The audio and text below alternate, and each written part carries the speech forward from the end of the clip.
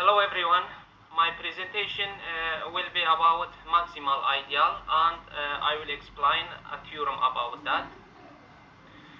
Maximal ideal, let M be an ideal of the commutative ring R, then M is a maximal ideal of R if M is not a proper subset of any ideal except R itself. It means if M is an ideal of a commutative ring R, it will be a maximal ideal if not subset of any other ideals except R. And another way, thus an ideal M is a maximal ideal of R if and only if M subset I subset or equal R, where I is an ideal, implies I equal to R. If we have this way, M is an ideal subset of another ideal, and if we get this ideal subset of R, we will say M is a maximal ideal of R. Theorem. Let R be a commutative ring with unity, and let M be an ideal of R. Then quotient ring R over M is a field if and only if M is a maximal ideal of R. If and only if means if the quotient ring is a field, then M is a maximal ideal of R.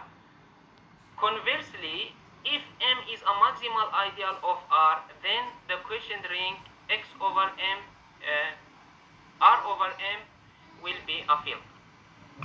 So first of all, we will let the quotient ring R over M is a field. We have to prove that M is a maximal ideal of R. Let I be any ideal of R such that M subset I subset or equal of R. We have to prove that I equal to R.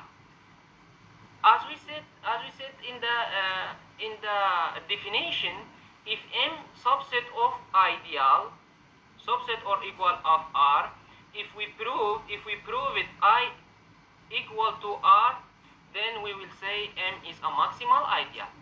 So we have to prove that I equal to R. Since M subset of I subset or equal R, as we said here, then there exists an element A belong to I such that I not belong to M. For example, if we have I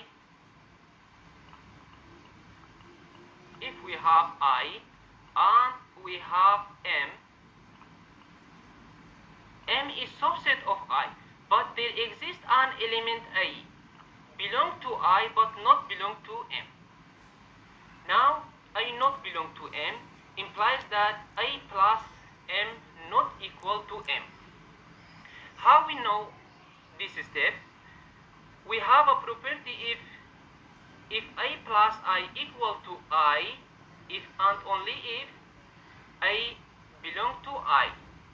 So it means if I belong to ideal, then I plus ideal equal to ideal. But if I not belong to ideal, so I plus ideal will not equal to ideal. So we have here I not belong to M. M is an ideal, implies that I plus M not equal to M. Implies that I plus M is a non-zero element of quotient ring R over M, because the definition of quotient ring R over M equal to I plus M such that I belong to R. Since the quotient ring R over M is a field, as we said in the beginning of the theorem. Here we said R over M is a field. Implies that I plus M has multiplicative inverse. Field this condition because R over M is a field, then A plus M has a multiplicative inverse, and let X plus M belong to a quotient ring R over M be its inverse. Now let B be an arbitrary element of R such that A plus M multiply X plus M equal to A plus M is the identity element of the quotient ring R over M. How we know it became identity element? Because we said A plus M non-zero element of quotient ring R over M, and we said X plus M is its inverse. So anything multiply its inverse will give us identity element. Implies that from here A plus M multiply X plus M will give us AX plus M equal to B plus M. It's same, right side it's same. How we get this? We have coset multiplicative. If A plus I multiply B plus I equal to AB plus I. From this property we get this step. Implies that AX minus B belong to M and subset of I. From this both sides we get this one. AX minus B belong to M, and M we said M is subset of I. By property, if A belong to I equal to B belong to I, if and only if, and then will give us A minus B belong to M. So A minus B belong to M and M subset of I. Implies that AX minus B equal to M. We let this step equal to M for some M belong to M. For some M belong to M. From here, B equal to AX minus B and belong to I. How we know it's belong to I? Since AX belong to I, by definition of ideal, A belong to I and X belong to R implies that AX belong to I because I is an ideal. Also, we know AX belong to I and M belong to I. How M belong to I? Because M belong to M subset of I. It means A belong. It means M belong to I. Implies that AX minus M belong to I also. Therefore, AX minus M belong to I, which is equal B, from here, which is equal B, implies that A belong to I. So, as you know, from the beginning we said B belong to R. We said B belong to R, and we get B belong to I. It means R is a subset of I. Since B was an arbitrary element of R, we have proved R, and we get B belong to I also, so R subset of I. If R subset of I and I subset of R, as we said in the beginning, I subset of R, it means I equal to R. It means I equal to R. Hence, M is a maximal ideal of R. Conversely, let M be a maximal ideal of R, we need to prove that the quotient ring R over M is a field. So, to prove that R over M is a field, must be satisfied the following conditions, field's conditions. The quotient ring R over M is commutative ring. R over M has a unity element. Since R is a commutative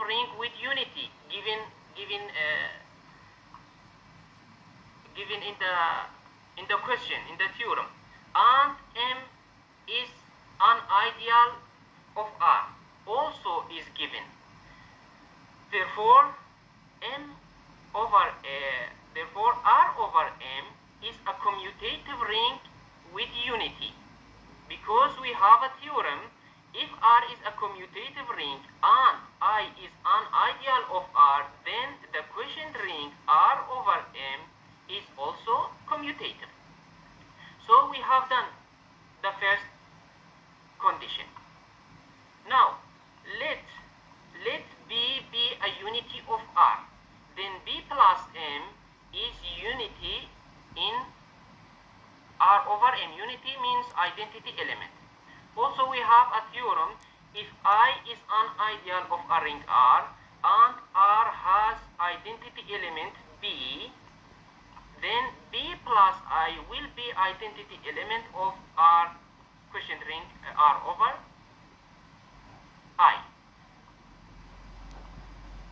We have done the second condition also. Now we have to show that every non-zero element of R over M has multiplicative inverse in quotient ring R over M. Let A plus M be a non-zero element of R over M. Implies that A plus M not equal to 0 plus M, because we said non-zero element.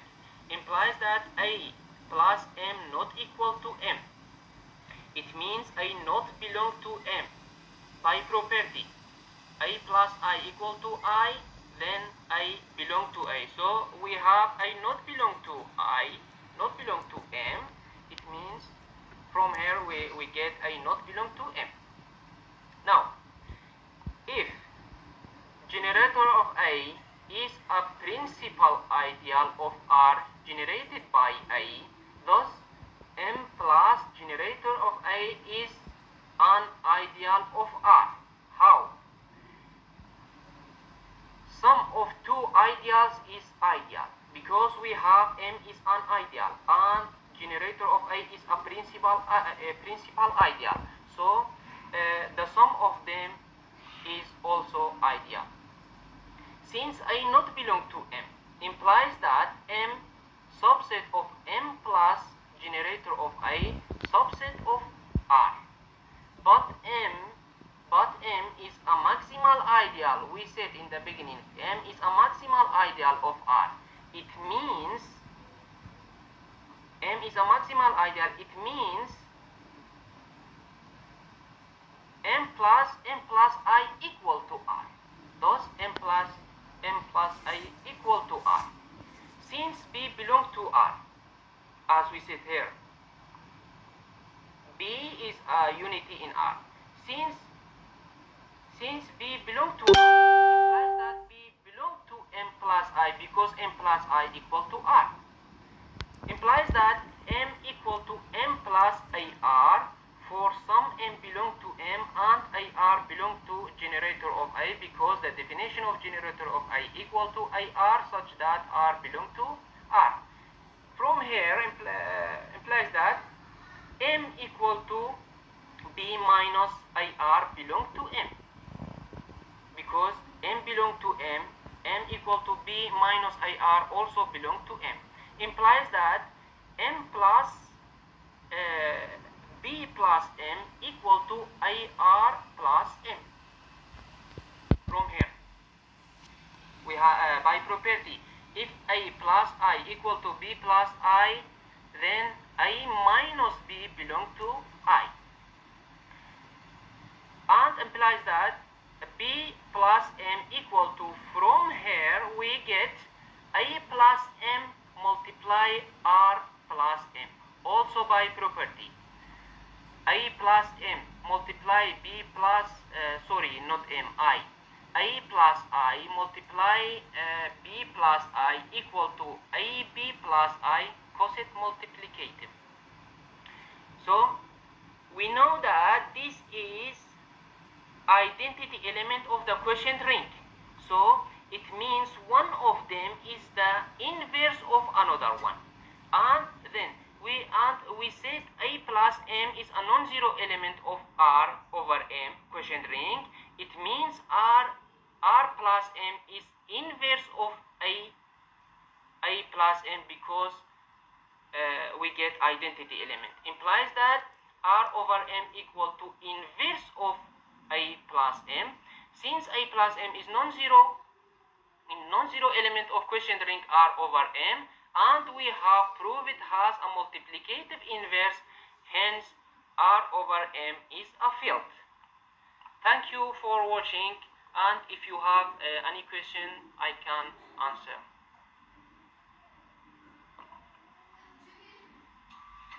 Yes, thank you, Bashir. It was a good presentation. Thank you so much.